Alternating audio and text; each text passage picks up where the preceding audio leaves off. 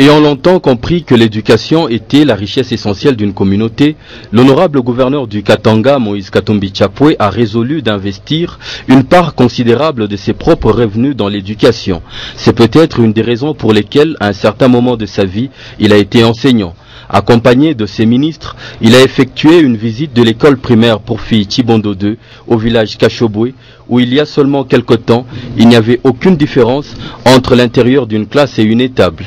À tout moment, la pluie pouvait s'abattre sur les pauvres élèves et les murs fatigués étaient une autre menace en permanence. Aujourd'hui, c'est du clean et de la fraîcheur. La modernité se dégageant dans les moindres structures de l'école, dont le nouvel état a conduit à une augmentation sensible de la population scolaire.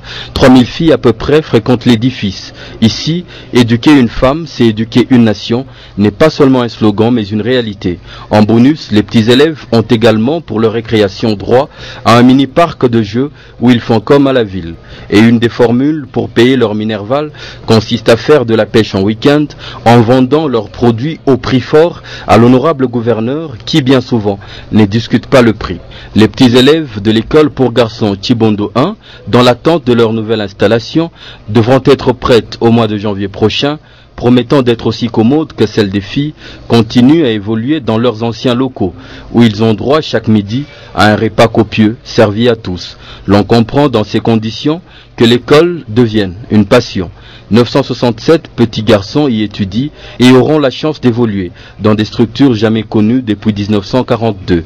Un contraste avec l'état actuel de l'école protestante Tungane, où des milliers d'élèves se confinent dans des salles exiguës sous l'épreuve de la chaleur. Le gouverneur et sa délégation y passent en visite. Sur le champ, Moïse Katumbi décide la construction de nouvelles salles plus spacieuses. Tout est mis en œuvre pour booster le moral du corps enseignant. Des prêts de tôle leur sont accordés pour la construction des maisons modernes, le cas de celle du directeur d'école. Moïse Katumbi, sportif de nature, a pensé à l'avenir d'une discipline assez rare au Congo, le tennis. Un sport longtemps considéré comme l'apanage de seuls riches, mais qui ici est l'affaire des petits villageois. Ils sont encadrés par un entraîneur professionnel mis à leur disposition. 40 parmi eux sont réunis au sein du tennis club Kashobwe, sponsorisé par Madame Karine Katumbi. Le meilleur d'entre eux sera envoyé pour suivre ses études et sa carrière de tennisman dans un pays d'Europe. Ce sera alors une bouffée d'oxygène pour toute sa famille. Les informations en continu sur www.nyota.net.